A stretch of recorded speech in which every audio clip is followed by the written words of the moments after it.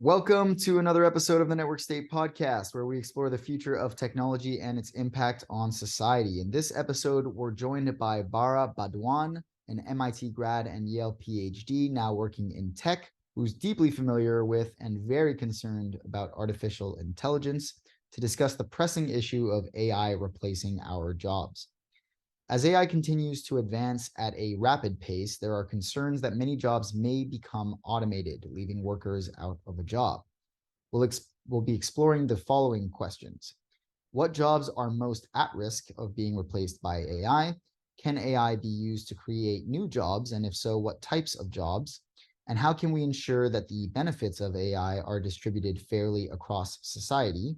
We'll also be delving into the potential economic and social consequences of widespread AI job displacement and discussing what role the government and companies should play in mitigating this impact.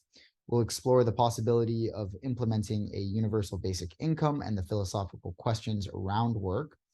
Should the human species continue to grow until it becomes a type 2, 3, or 4 civilization on the Kardashev scale?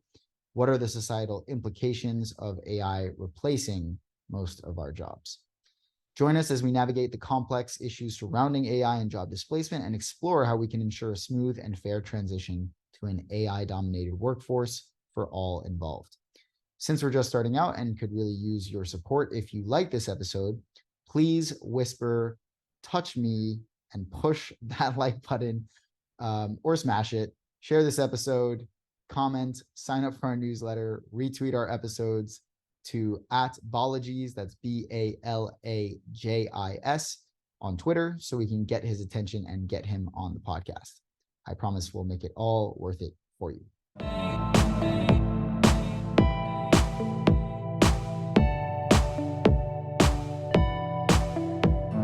Right. Hello and welcome to another episode of the Network State Podcast. Today we are joined by Bara Badwan, or Bara, which is one of the ways that we've joked about pronouncing his name. He's also a stand-up comic, graduated MIT. And Bara, why don't you give like a quick intro to yourself, and then we'll dive into today's topic, which will be how AI is replacing our jobs. Sure. So yeah, I did undergrad at MIT, then had a PhD at Yale in computational neuroscience. I was always kind of obsessed with AI and the fun stuff that's coming down the pipe there. So I thought it'd be a good way to set up for life. And there's been kind of freaking out about it recently, seeing all the stuff with ChatGPT kind of things coming to fruition. Got me thinking about it, and thought it might be a good topic for us to chat about. So what is it that's most concerning to you about this? Well, basically, like we have, like, I mean, firstly, like, I don't know, like, when it first came up, they were like, oh, this is going to make the English essays redundant, or like, how are like teachers going to teach? Like, how are they going to deal with this in schools? It's like, no, wait, you're like missing the forest for the trees. Like, what the hell are we going to, what skills are even going to be useful to be taught to kids at this point? Right? Because like we've spent our lives preparing, like learning a bunch of skills on the assumption that these are going to get you the high income white collar jobs, and now suddenly something is coming out that's going to make most of that work pretty redundant, so you just need like one or two people rather than, let's say, 10. So now it's just kind of an open question of like, wait, what do you even teach kids? What do you do with everybody right now in these kind of knowledge economy stuff, like all like the knowledge economy sector? It's really kind of like a big shift that's like, yeah, that we haven't really figured out how to deal with yet, or like even noticed that it's happened. But so I don't know. Yeah. There was also a paper just released by OpenAI, right? And they did some research on how many jobs are at risk, et cetera. You want to share a bit about that? Yeah, sure. I think, I mean, they go into all the different kinds of jobs that are kind of most exposed, and they have these kind of different exposure levels. And I think maybe like, yeah, the big takeaway from it was that it's, like the more most of the jobs that are exposed are like, yeah, white collar knowledge economy jobs more than anything else.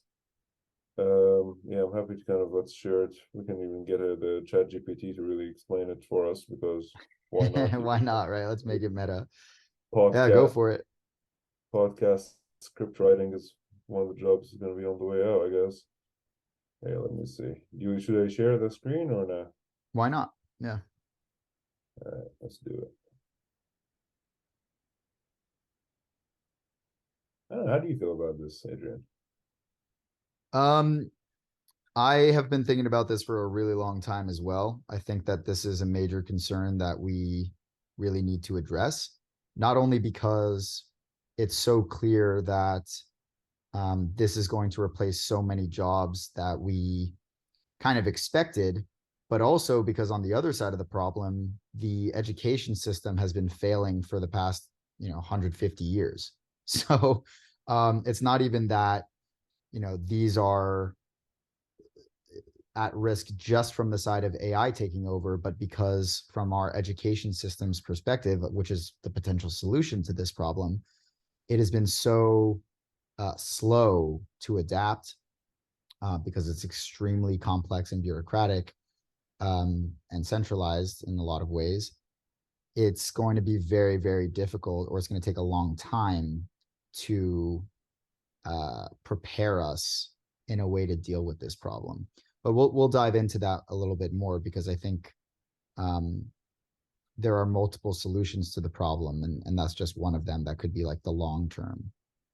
We're fixing education, but like for me, like I don't even know what the education could be fixed to, right? Like this seems kind of yeah, like a bit more of a fundamental problem. I don't even know what you mean when like you say like oh, education has been failing for the past X amount of years. I mean, yeah, like I mean, there's a bunch of it that's purely like rote or teaching to the test and stuff like that. Yeah. Not useful, but like that's like the idea of like critical thinking and kind of how do you figure things out. That's been taught for the most part, and like I guess in the U.S. it's kind of a access thing, right? Like the best schools do tend to have good education. Problem here is just like it doesn't even matter what class or background you have, right? Like we're just kind of fundamentally shifting what it means to like prepare yourself to do useful work in society. It's not even clear what useful work would mean, right? So it's kind of weird. Like it's not very easy for me to see what possible solutions exist here, other than Well, yeah. So, I mean, we're going to have to explore all of that. But I think, well, we actually just recorded an episode that will be coming out very soon with a man named Alexandros Marcassini. And we tackled kind of all of what we think are like the biggest problems in society today and how we would tackle them, as briefly as possible. But one of them was the failing education system and, teaching fundamental skills. And, to contextualize that conversation into this one, I would say having the skills that will be least likely to get replaced will have to be part of the education system now, right? It's going to be necessary, not only so that, like when you say useful jobs, the word that comes to mind for me is um, valuable, right? Like what are people going to be willing to pay another human for when right. there's the alternative of an AI that, doesn't get sick, can come in to work all the time, can do the job better every single time. It's going to come down to what do we consider valuable. So, um, there are multiple skills that, off the top of my head were uh, the critical ones that we'll have to teach in the education system being literacy, numeracy, critical thinking, like you mentioned, how to have hard conversations, right? Civics. So how it comes down to how do we live uh, all together in a as peaceful way as possible, given all of these facts, and how it's going to become much more difficult to prove value for low um, complexity jobs, right?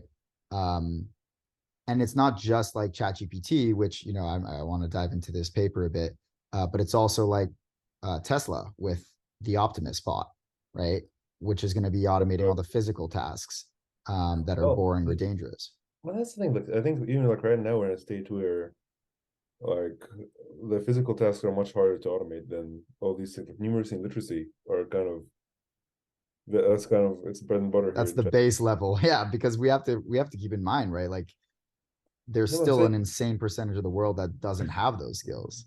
yeah, but like right now it seems like it's even more useful to just learn, a physical skill like hand carving wood rather than like reading, because like right at this point like the machines seem to be having a harder time operating in the physical world than reading books and analyzing and giving us analysis. So it could be even a question of like a kind of a swing back to like More artisanal type jobs. kind of like they Yeah, were like they have creative. this Berkeley research lab that's like trying to teach a robot to fold laundry, and that's one of the very very hard tasks because like how do you tell the robot that there is one object and then you pick it up and then there's that's the whole process that they haven't really figured out yet. Well, I mean, even that, yeah, I mean, I don't know. That's what worries me. That like the standard answers seem to kind of go out the window at this point because like because like the things that you used to be of high value, they just kind of been very very rapidly um, thrown out, I guess. Do you want to read up the abstract and see Yeah, what it yeah, says? go for it.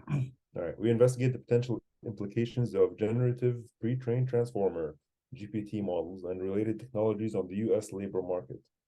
Using a new rubric, we assess occupations based on their correspondence with GPT capabilities, incorporating both human expertise and classifications from GPT-4.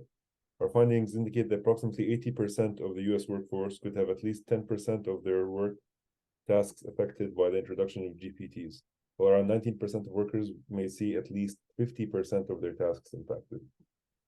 The influence spans all wage levels, with higher income jobs potentially facing greater exposure. Not to believe the impact is not limited to industries with higher recent productivity growth. Included GPTs exhibit characteristics of general purpose technologies. That's funny that they're using the same acronym for two different concepts, suggesting that these models could have notable economic, social, policy implications. So I guess the top line number is like 80% will have 10% of their work affected, and then you have 20% that will have 50% of their work impacted. And here you can see like this is how GPT-4. So the GPT-4 just came out, right? And then Mhm. we just had the GPT-3, and they're showing how well it did in different exams. So you can see like AP calculus, for example, GPT-3 wasn't very good at, and now suddenly it's Yeah, getting four is killing it. Yeah. yeah, GPT-4 is doing all right on it. And then like environmental science, it's really good at.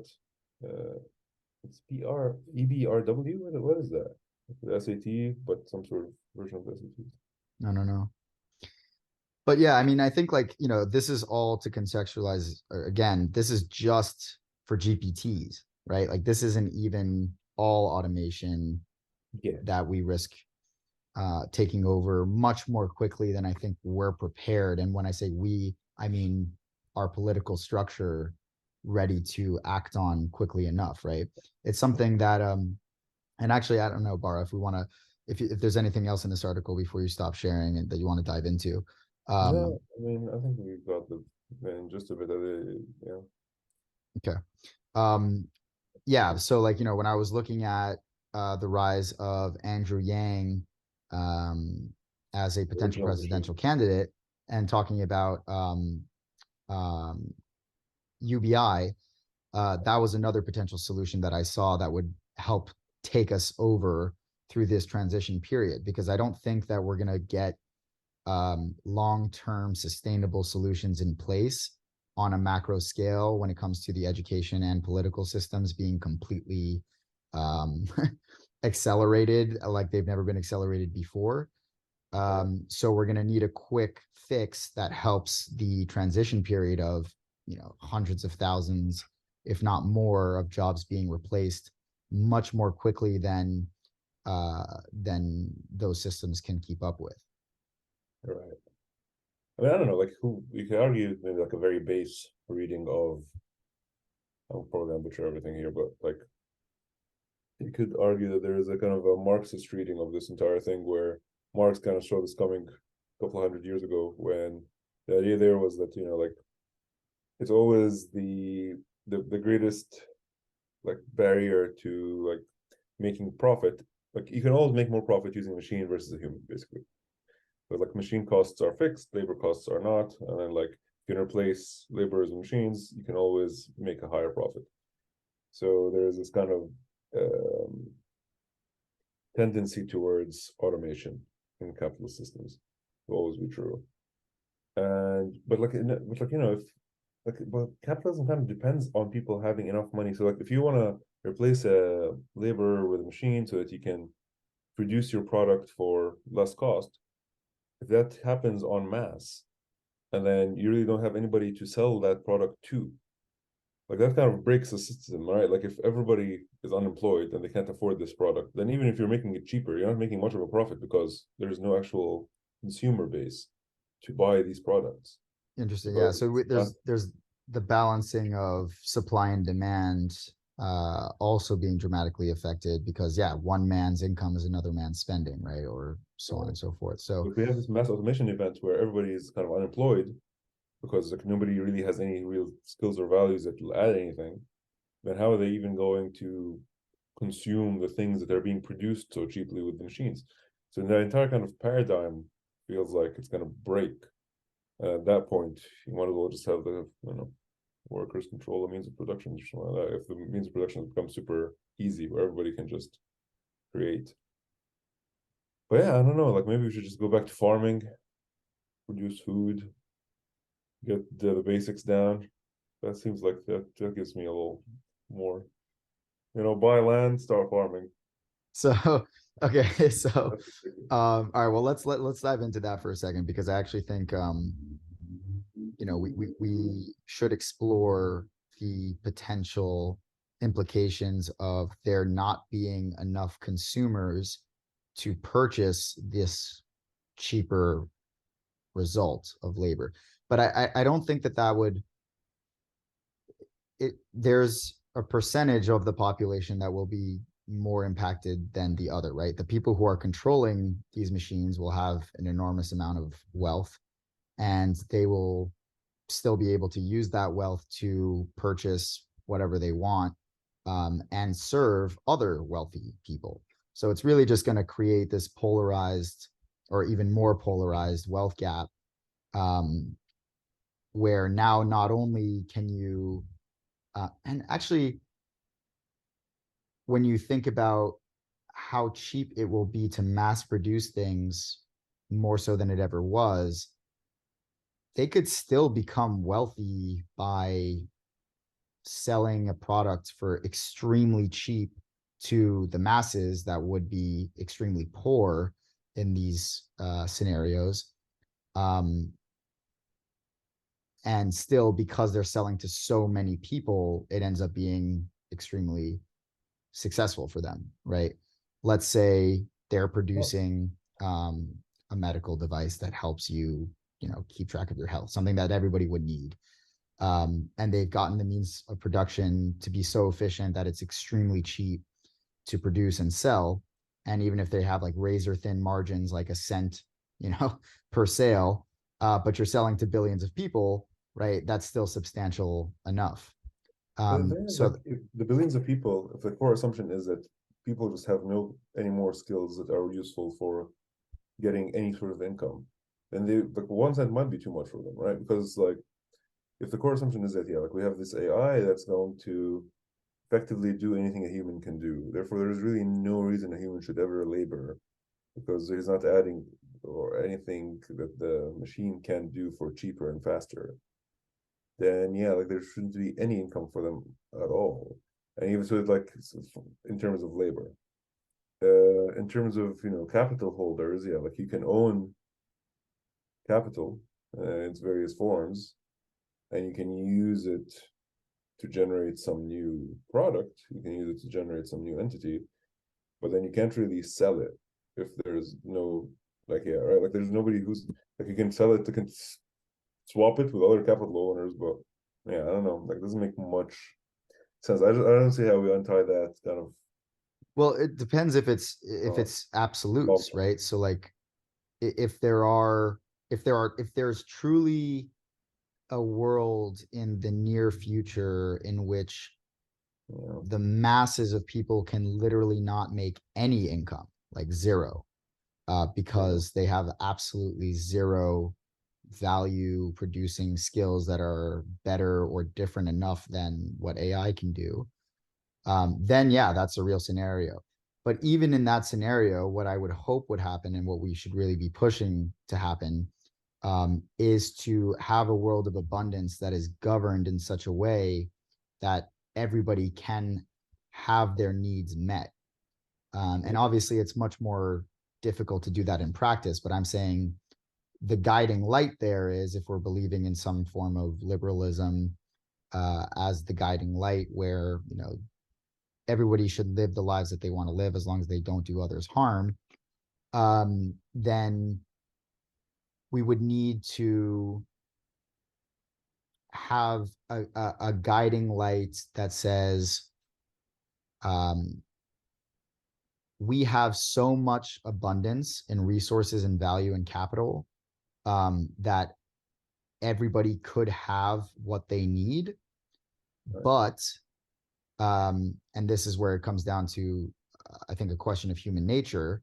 And what's going to be very difficult, like the crux of this question, is how do you get some of the people in power who are in power because what gives them drive is this potential psychological need for power or validation or whatever it is, to say, you know what, I have enough and stop, right? Or to say, I'm satisfied and I'm actually going to use this power and this wealth to help all these other people that either weren't dealt the same cards that I was, or can't inherently produce as much value as I do, um, and to realize that that's just going to be the reality, that we're going to face. And so, given that, we're going to need to change our morals and our ethical capitalism, um, because otherwise there's just going to be, yeah, a mass of people that cannot care for themselves. And what happens in those situations is revolutions, right? Yeah.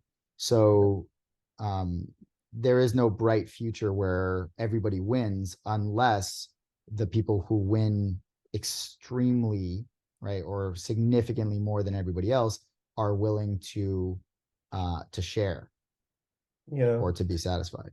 Yeah. I mean, no, I wouldn't count on the fundamental shift in human nature here. I think it's going to have to just kind of break apart, due to And they the get reset through revolution. Yeah, uh, potentially.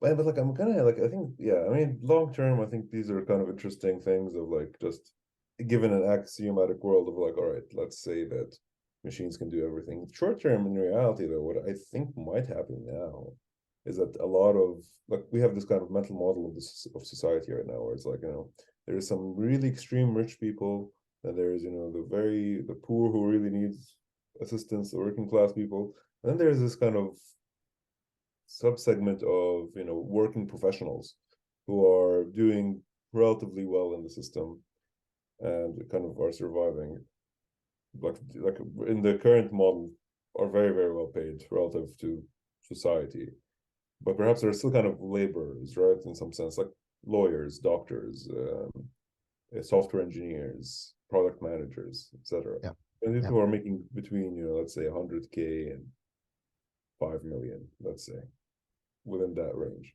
There's a good segment of people who are in that world. And I see that these latest automation tools could really hit that class of people. And it either pushes them down to to kind of the working class bucket, or I guess like yeah, like what could be the positive outcome here would be like, oh yeah, they kind of end up using these tools to make their life easier and then keep going. But I do think that that could be one of the first things to kind of break the current status quo. So because these kind of deep bourgeoisie will no longer kind of exist, it will kind of put down pressure on the system where it's like you can't really, oh, you go to college, you get a good job, learn to code because you do when we were talking about this like 10 years ago, I was like, well, code, you should learn how to code and you'll be the one making the machine. ChatGPT can code for you. I've been using it to code for my job.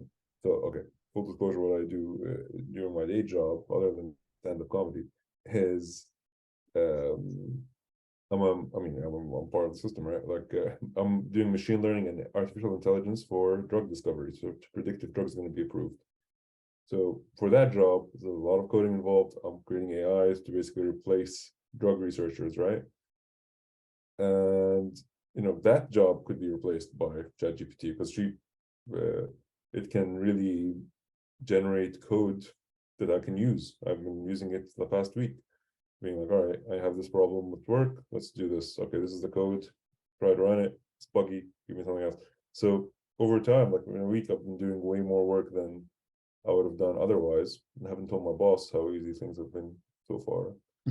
Yeah. Just Well, keep that's the other thing, right? Like this is going to become common knowledge. But so I want to dive into that because I think, the coding example is a good segue into, what are the types of jobs that are most at risk of being replaced by AI? Let's just list them out because I think it's important for people to understand, like, we went through that paper very briefly, but it's not just the super easy manual tasks. It's no, also very high paying, like currently high paying jobs. yeah, I think the super easy, super simple manual tasks are actually some of the hardest to change. I don't think they have a list of the jobs. I saw it online, but not seeing it in the paper itself. And, Yeah, but like, while, yeah, like, I was gonna say, like, I would most think it's something like, um, yeah, like paralegals who have to like read through a bunch of things and offer summaries, equity researchers, like things like that, where it's like if your job is, reading a bunch and then like summarizing it for somebody else, that I think is straight out. The copywriters who are like, who just need to like write a lot of, company jargon or company like copy, some stuff like that could really take a hit. I think like yeah, like human-based creative things, like like managing X and Y and figuring this out might be a little harder, but all I right, let think me that, yeah, go ahead. no, I was gonna share the screen again. Is that cool? Yeah, go for it. All right, so this is some terrible. I can't really rotate this, so let me see if I can. Let me just download this and see if I can open it. So yeah, can you read the top, the rightmost are the ones that are most affected, and leftmost are the least affected. No, it's hard to read. Yeah, let me just save this. Yeah, let me just share my actual screen. Um, Yeah, but you were going to say something? yeah. So, um, I think that the two rules of thumb that we should be using as guiding lights here is number one, what is most unique, right? Because with machine learning, essentially, if other people have done something similar, it's very likely, or it's common, it's very likely that there are going to be good answers to that problem, right? So if it's a common problem, there's going to be unanimous or several unanimous or better um, overall solutions that multiple people agree on. So more uniqueness, right? That's one rule of thumb. The other is what are the unique human traits that are very difficult to get the same impact from something not real. And what I mean by that is, so for example, the Turing test is a test to determine if AI can fool a human into thinking that it's human, right? Yeah. Um, and so we can imagine a world in which AI will be a better therapist to people than a human therapist. if it's happening, it happens to do all the right things really well. And so what I think it comes down to there is our neurochemistry and what triggers the right responses in our brains to make us feel the most understood or make us Well, feel the most you're right. um, I think empathy. let's talk about the Turing test for a little bit before we get into this. Because Okay. actually the Turing test is very genius, I think, personally. It's this idea that like if you can't tell, the idea is basically like, yeah, if a machine can fool people into not truth, like if a bunch of judges aren't able to tell if they're speaking to a machine or a human, then it has passed the Turing test. And the reason why that's very fundamentally important is that there's a lot of arguments that you can make about what is intelligence? Does something have consciousness? Does something does some the other minds exist, right? Like there's like pure philosophy. And then there's all these questions about machines, can machines think? And what Turing did was like say, all these questions are really irrelevant. What really is relevant is if this machine can fool you into thinking that it's as good as any other human into displaying what you consider to be thinking, that you won't be able to tell if it's a human or not, based on just interacting with it through text. So, and then that's a very fundamental thing, right? Because like on some level, I can't really say that you exist, Adrian, right? Like I don't really know that you experience the world as I do. Right. So as long as the machine tells you that it's conscious, it tells you it feels pain, it tells you it has intelligence, then you can't really say it's not true.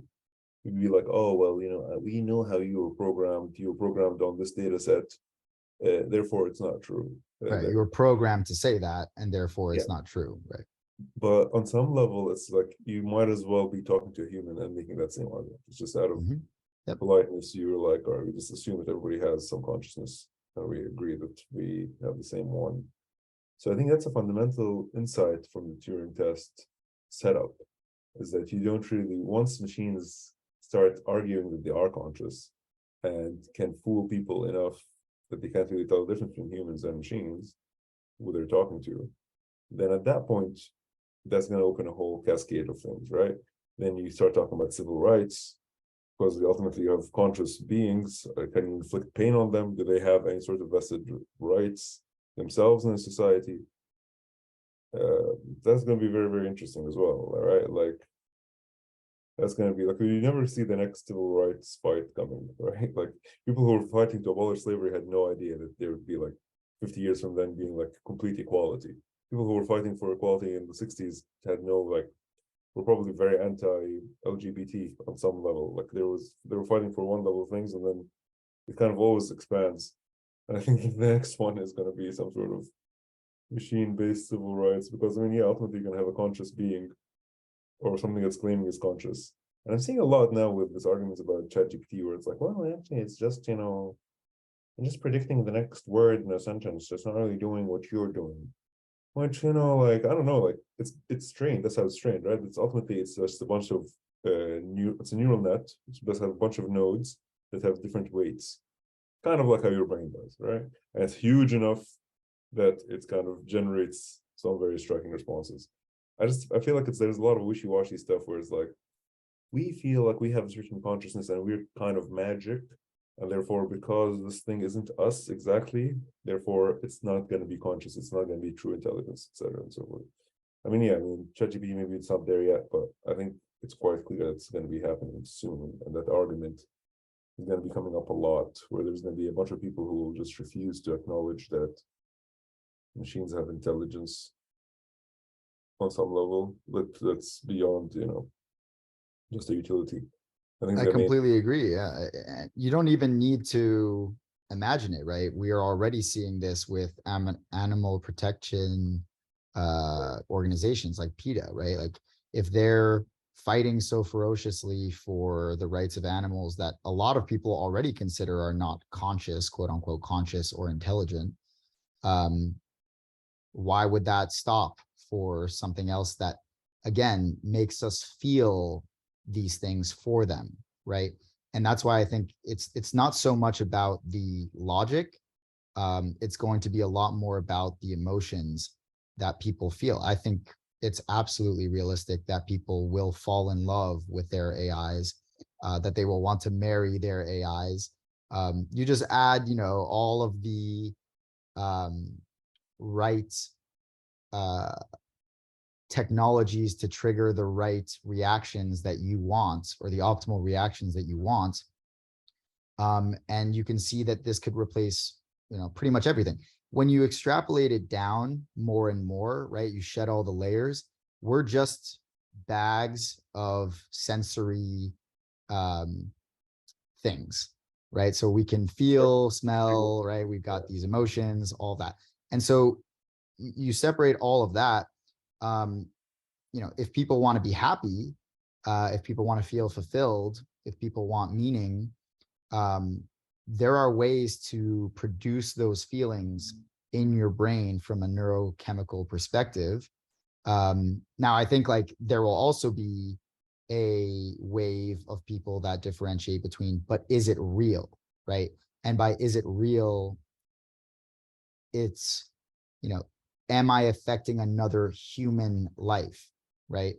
And so that's where I think there's going to be that divide, because there will be a camp of people who consider all intelligent life, quote unquote, intelligent life, as life or conscious, and a camp of people that will see it as a machine, or not conscious or intelligent, and therefore, not needing any equivalent human rights or human treatment. So yeah, I mean, that's definitely a rabbit hole that we could go down, but I want to also focus in on these jobs that you found.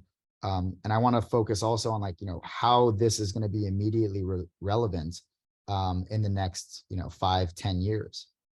I think, yeah, 5 years at this point. 10 years is too hard to even see at this point. Right, exactly, because it's So, all exponential progress as yeah, well. it's insane.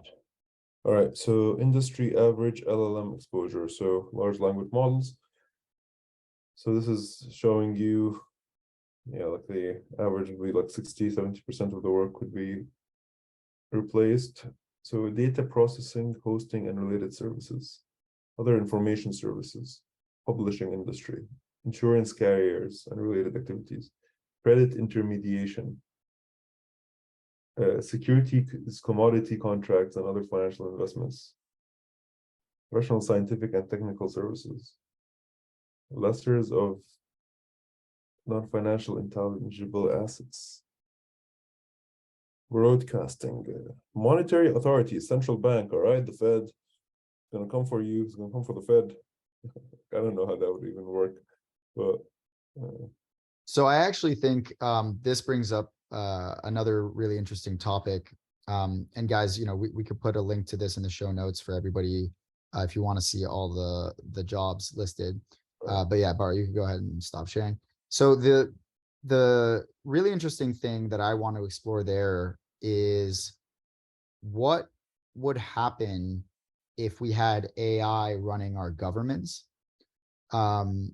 And just to explore the possibility of having a government in which the human portion of it is purely execution, whereas the management of it is decentralized. So, for example, the more micro the government, the easier it is to manage, right? So let's say you're just governing your household, or you're governing your building, or you're governing your neighborhood, right? The less actors there are, the easier it is to get everybody's input and potentially enact things to make changes, right? So we can scale that out if everybody's doing that for their own household, their own building, their own neighborhood, whatever it is. And just like Ethereum runs its network, any person could make a proposal. That proposal could be upvoted or downvoted by the community. If that proposal reaches a certain threshold, say it's like 80% or 51%, whatever, doesn't really matter, like either just a majority or a substantial enough majority, that's when it then gets enacted. All of that part of the process could be completely controlled by AI. The harder part is, okay, well, now that we've decided that this is what we want to do as a majority or substantial majority, who's going to execute it, right? And in part, a lot of that could actually be automated, right? If it's physical tasks, like, okay, we all vote that we don't want garbage men to do garbage disposal anymore. We want robots to do it, for example, right? I'm just giving this as an example to illustrate the point. That could be voted on and acted on entirely through AI and robots. Like, it doesn't need any human intervention. Right. I mean, Whereas, yeah, go ahead. in this example, like, yeah, like it sounds like it's suggesting the policies and voting is what the humans are doing, right? Like, you could argue, like, putting fluoride in the water by 10%. We can, so once somebody suggests it, human can suggest it, humans will vote on it, machine can implement it. Absolutely fine. I think the question becomes when machines start suggesting policies. Mm-hmm. Like right now, I can go in ChatGPT and ask it, what's the best way to structure tax systems? Should they, like, how should it be a progressive thing where everybody pays $100 no matter how much you make, or should it be a percent of your income, or should it be a higher percent of your income the more money you make? See, like, it can suggest some options. It's going to tell me, oh, there's a big debate, blah blah blah. So what I could even see it happening is that, like, now I've seen a lot of people online complain that Chat GPT is too woke, right? Like, it doesn't say any racist stuff. It's been kind of, there's a lot of protections against it. So I can see, like, you could, I mean, that's the thing with the AI, all these models, is that none of it is patentable, really. It's all just trade secrets. Like, other people can't do the same, like set up the same models, right? And you can train it on a lot of, right-wing speech. Yeah. You can create your little Nazi GPT. You can train it on a bunch of left-wing speech. You can take it and just train it only on the works of Karl Marx. And you'll have a little Karl Marxist GPT. So I can see, in terms of AI and politics, a situation where down the line you have multiple extremely smart AIs that have very different views on the world and solutions for how society should be structured. And you end up with a situation you're voting for one AI or the other, right? To, like, be in charge.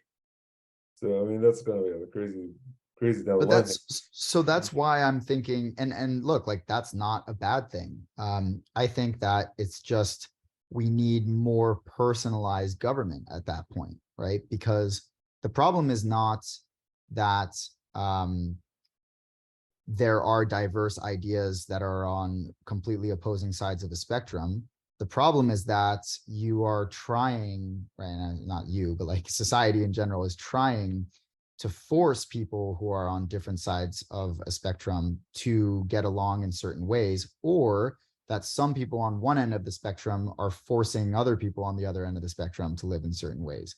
So if it's instead, you can live the way that you want to live as long as it doesn't harm others, and that's where the contentions happen, right? That's what we need to focus on. But otherwise, like, having multiple AIs with multiple different viewpoints arguing better than humans at coming to the best solution, or the best middle ground, or the best individual solution, I think is just an added benefit more than a bug, right? It's like, Yeah. it's just taking advantage of knowing all of that information and being able to come to better conclusions. So, something that we see in venture capital firms, or like in the book, The Hard Thing About Hard Things, by Ben Horowitz, is that in order to come to the best ideas, there needs to be that contentious environment, or that Thesis, contested environment. antithesis, synthesis. You gotta Say have that again. thesis, antithesis, synthesis. Like, you have to have back Right. and forth. Exactly. When Right. somebody can Exactly. argue, when you can argue, then you find So yeah. well, So if it amplifies our ability to do that, then that could be a feature. But yes, it will get dangerous if one AI starts to spout authoritarian type rhetoric that inspires people better than any other human ever could, or orator could, right? So think of like a mega Hitler, that is I can way get more it. effective and wants to take over the world in that way. And so that will happen, and there will need to be uh, guardrails against that happening. But up to that point in time, using AI to better argue for different points at the points of contention, rather than my reality needs to be your reality, um, I Yeah, I think mean, could be beneficial. yeah, you're kind of mixing in two concepts here. One is the like AI and government versus like localism versus federalism versus like Right. like that's in America a lot. Like the things that really affect your life usually are like run by the city, by the state, and the federal government. So I think there is some degree of that, but yeah, I guess more engagement on that level would be better. Or I mean, we'll end up we're living in the metaverse, and we all have our localized tokens, and then you can vote with your token to see how your neighborhood in the metaverse is governed. Yeah, that could also work. But Totally. I mean, yeah, I mean, having, or network state, right? Um, so with that being said, I want to focus on some of the positives here, right? Or potential positives. But how do you think we can prepare the workforce for the potential impact of AI on jobs? I don't know. Yeah, I don't think it's going to prepare. There's nothing to prepare us. It's going to hit us like a mallet to the face. But I don't know. I think maybe like yeah, it's just hard. It's hard to tell. I think it's yeah. I mean, like I think okay. The optimistic vision is always man plus machine is better than man or machine by themselves. So you gotta figure out how you can use these things in your job, how to make the things easier, find ways to be the person who's figured out how to implement all this AI into your work, make your life easier, and then hopefully the combined skill set of both you and it will be able to do things that neither you or it alone can do separately. And then that could maybe apply in various ways. And then, but like, yeah, like don't over index your skill sets currently on actual skills, like for specific things that you've learned how to do. Like, if you're really great at reading quickly and then summarizing, find other things that you could be useful in. It's ultimately always going to be like, yeah, solving tough problems is going to be hard for AIs to do by themselves. And like thinking about how to use these AIs in very unique and clever ways will be the go-to ticket right now. And then just like always never be scared of cannibalizing your own work, I guess. Like see if the AI can replace your job, be the person replacing your job first. Because it's gonna happen. So you might as well be the one in charge. Or benefiting from Right. it, right? Yeah, I don't know. So, like, I mean, let's just explore, right? We talked about education. There are some fundamental skills that can be taught to alleviate that risk. Um, and, I think actually using the fear setting exercise that was popularized by Tim Ferriss, there's a TED talk on it. If anyone's interested, just type in fear setting Tim Ferriss. And just, putting this into three different columns. The first column being, what are the worst case scenarios, right? What are the worst things that can happen? The second column being, what are ways that we can mitigate those risks as much as possible?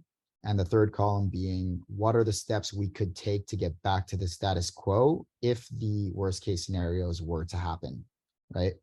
So what are the worst case scenarios here? We already explored some of them, right? There being massive wealth gaps causing massive revolutions all around the world, where there's just a bloodbath of rebalancing of power. So that's one. Another one is where the wealthy get so powerful that they protect themselves with weapons that are just so much more advanced than anything that even the entire rest of the human population wouldn't stand a chance against. And so there's no way, right? And so they just enslave everybody else that doesn't have the means to fight for themselves. which is exactly what we see in North Korea, for example. What are some other worst case scenarios here, Bara? I'm sure you've got plenty. I mean, okay, we can start like on the personal, and then we can maybe expand, right? Like, I mean, the worst case scenario, short term, super individualistic, is you get fired from your job and you can't find another one because you have no skills that are useful, Yeah, and I think. nobody's really, yeah, sorry. Yeah, no, I think that that one is extremely realistic, right? So let's start with that because that's much easier to tackle and also much more realistic in the short term. So what are the steps that we could take to mitigate that being a risk? Right. I mean, it was 10 years ago, it would have been like, oh, you learn how to code, learn how to get the skills that will be in need in the future. It's just right now, it's not super clear what those will be, per se. Other argument would be that if it is very, like, if we've just really kind of removed a lot of the barriers, like you and I can start an app, right? Or you and I can start a company with much less need for, hiring a programmer, hiring a product designer, hiring a somebody to do media for us, or like write up copy. So we could, like, like if I just have a good idea, you and I, about some cool service to exist in the world, we could create that ourselves.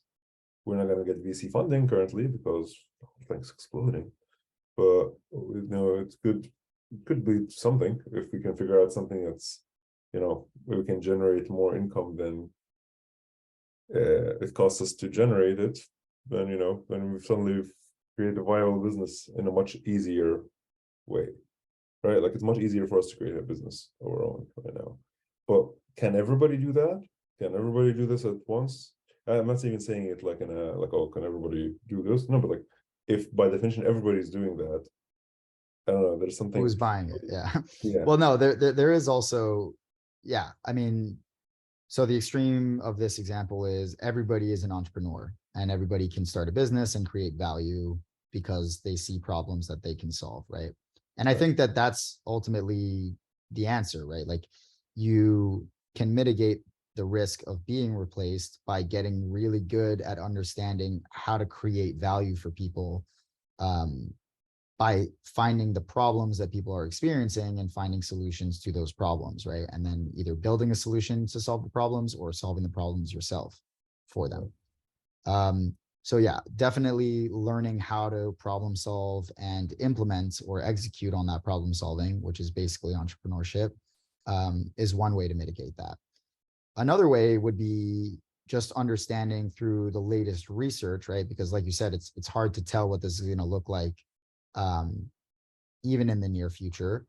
But the highest likelihood of success would be having the best understanding of what's most at risk fastest, and what's least at risk, and staying on top of that and training yourself to do the things that are least at risk, right? So retraining was something that was proposed many times. It was implemented many times. It failed many times, because it's very difficult to teach somebody skills that they are not interested in, or they just don't have the knack for, or whatever it is. So knowing that reality, um, I think it's going to be really important to also understand what makes you tick. So basically, like self-reflection, psychology, and understanding what are the things that you would enjoy doing on a daily basis, that you would then hope to find the intersection between that and what's very hard to replace. Because, telling a bunch of uh, garbage disposal workers or farmers or whatever to switch skill sets entirely and jump into a completely new field that they're not interested in or don't know how to do, even with like the best online education possible, is not going to be a viable solution. Okay, so we've got some of the worst case scenarios. We've got some of the ways to mitigate against them. If the worst case scenarios were to happen, what are the steps that we could take to return to the status quo? And is that even a possibility in this case? Yeah, I don't know. I think ultimately it becomes a question of things are the status quo is going to fall apart, and then hopefully we can go Right. to a place that's better. Like we can create something that's a better system where people people on mass have access to the means of production. They can create things that they need to live a good life and be able to live in relative security of that without feeling that sort of dread that they have no value and they can't really contribute anything of value. But yeah, so like if the worst case scenario is to happen, what would you do?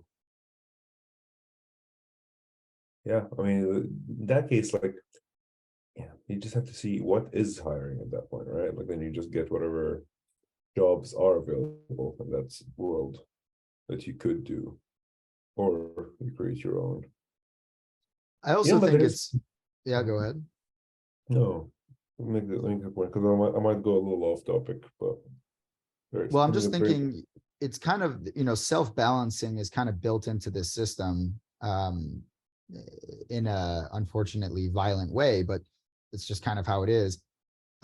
If like we are a interdependent system, internationally and nationally, and even like on a neighborhood level, right?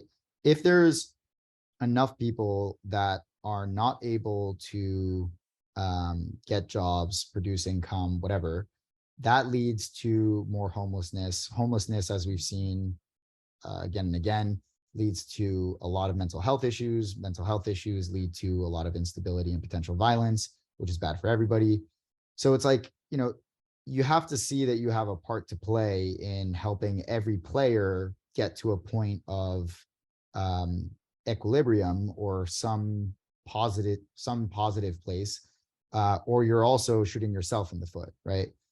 So I think like just understanding that this is a massive prisoner's dilemma for everybody, and that just means, yeah.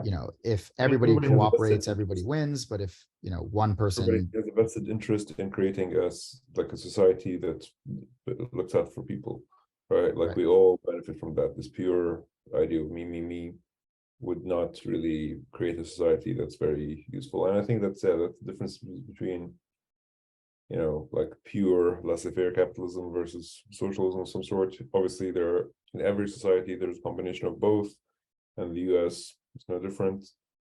And yeah, I can see that still happening for sure. And there's this idea that we're going to let people off to go off and die. I don't think it's going to fly that much. But the problem is, like, I think like the difference is that this could affect the difference between this and other times this happened is that I don't think anybody's really safe per se, right? Like even the wealthy and the rich currently, they could find themselves in a very similar situation where like they have no actual useful skills. I mean, one could argue that they already don't, but like there is yeah, like this can affect everybody. And it's not gonna really be us versus each other, it's gonna be us versus kind of an outside entity outside of humans. So yeah, it's gonna be interesting. It's gonna generate a few interesting dynamics that you haven't seen before. But yeah, like there's a lot of people right now yelling like we need to regulate AI, and like there's no actual idea of what we can do to regulate it. There's no like how would we regulate AI? Like other than just not doing it, which is not really an option. I think it's kind of gonna happen. But it's gonna so I don't know. So it'll be interesting, but definitely like we have to like create systems that look out for everybody. so the Uh question there, right, is will the benefits of AI outweigh the negative impact on jobs? Can they also be the solution, right, where the obstacle is the way, in a sort? Because if it causes all of these problems, I don't think that there is a realistic scenario in which we stop technology, right? Right. It's happening.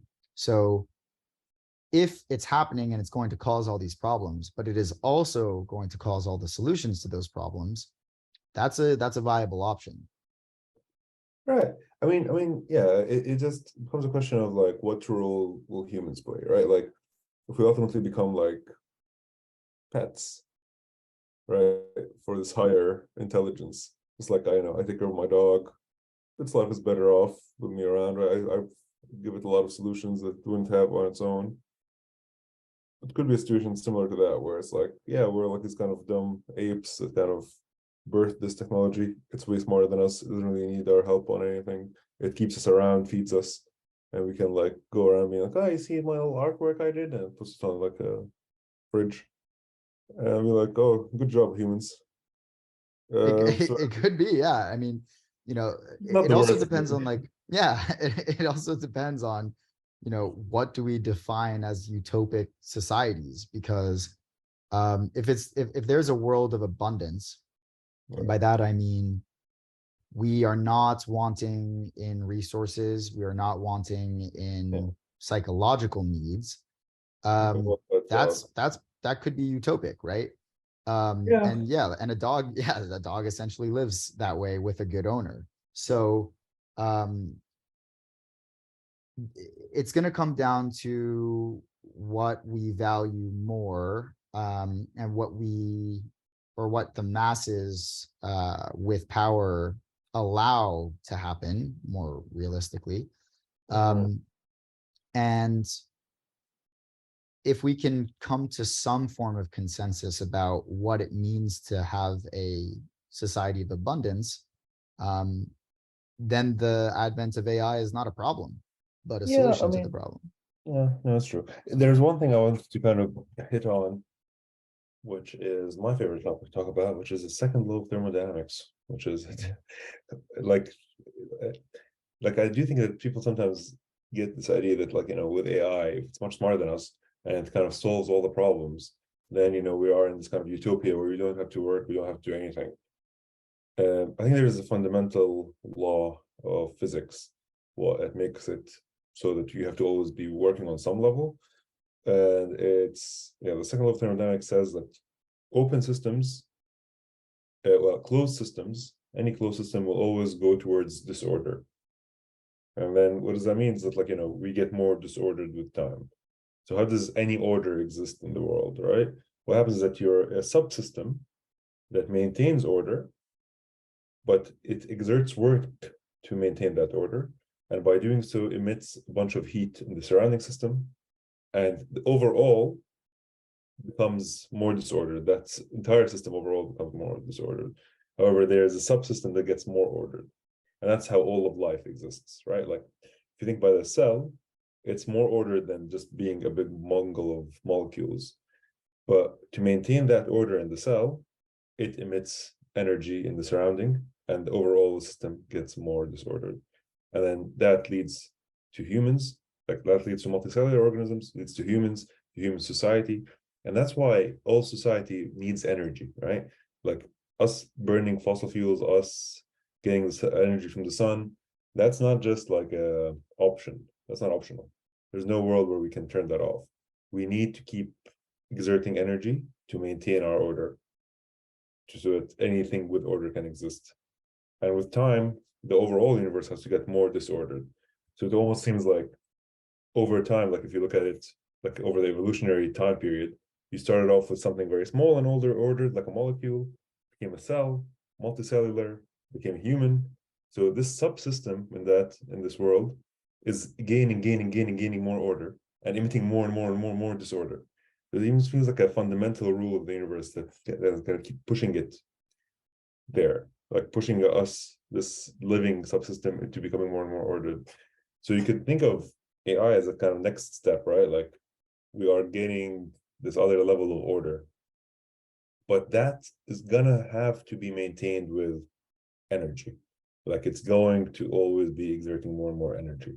And it could be the case that, we're not responsible anymore for finding that energy, maintaining that energy. If the AI is smart enough to go explore the universe, try to put a Dyson sphere around the sun, try to really exert all the energy from the sun, then it's the AI's problem. But that fundamental relationship between order and energy consumption isn't going to go away. So it might be utopic for us, but the AI is going to keep working to find that sweet oil. Like not oil, Yeah, no, but but that it's going to energy have to like, production, yeah. yeah, it's going to find some energy sources. It has to always be finding those energy sources to maintain its order, and it's going to get more and more ordered. It's going to get need more and more energy. So that fundamental relationship of somebody has to work is not going to go away because it's kind of built into the physics of the world. That somebody might not be humans, but that that relationship has to still exist. I just want to throw that out there. I don't know why. No, Yeah. that's an important point, right? And it's to understand that if we live in this world of abundance, where's the limit, right? And it goes back to this question of what's enough? When will we ever be satisfied? Because like you said, and this brings us to the Kardashev scale, which is, are we going to be a type 1 civilization, which is, harnessing the power of our planets, or type 2, which is harnessing the power of our sun, or type 3, which is harnessing the power of our galaxy. As a type 4, harnessing the power of the next galaxy over, type 5, right? It just goes on and on. And so I think fundamentally the thing balancing that out is our psychology, right? It's how do we find equilibrium with having enough? Because if everybody has access to everything, and there are already existing neural pathways we're very aware of that show people will act in ways that are detrimental to them through addiction, for example, knowing that it's detrimental to them because it's addicting, right? So gambling, drugs, whatever. We could see that extrapolated to consumerism. I mean, like shopping, it's already a thing, right? Right. People can be addicted to that. So if it requires, yeah. No, well, I I'll just mean, say if it, go ahead. I'm just trying to figure out. Okay, so like you're saying, okay, on some level, I think that fundamentally we can never be contented, right? Like as soon as you get contented, you stop evolving, and then the whole thing kind of falls apart. And the pleasure that most people feel is very much tied with novelty, right? Like you've reached this stage in life, you were here, something good happened, got you here. That it's that transition that makes you feel good, because as soon as you're in this new state, suddenly you're used to that state and you just don't care anymore, and you need to kind of go up again and get that other burst of happiness, because it's really in the transition. Sometimes you're in the state, something terrible happens and you feel bad, and then you go back there, so suddenly you feel good again. So like it's, yeah, there's this kind of this static contentment is never really available to us for a very long time. And I don't think that anybody can have enough or be happy or be contented. Because you're happy, you can be happy when you're dead, because that's like there's no like happiness on earth. I mean, what you're kind of maybe suggesting is that there are some pathways that you can maybe feel pure euphoria, where maybe some drugs, some meditation, some things get you to that state of feeling in an extreme state of bliss and happiness. And that's true, that exists. I mean, and you can get there through chemically, or let's say we figure out exactly what neural pathways do that, and we can put ourselves into that mind state and stay there forever. I don't know. That could be an Totally. option. So I think like, Good thing, bad thing, I don't know. so Yuval Noah Harari talks about this in Homo Deus, which is the second book that he wrote after Sapiens. And it's basically about, the next 200 years of human history and what those are going to look like.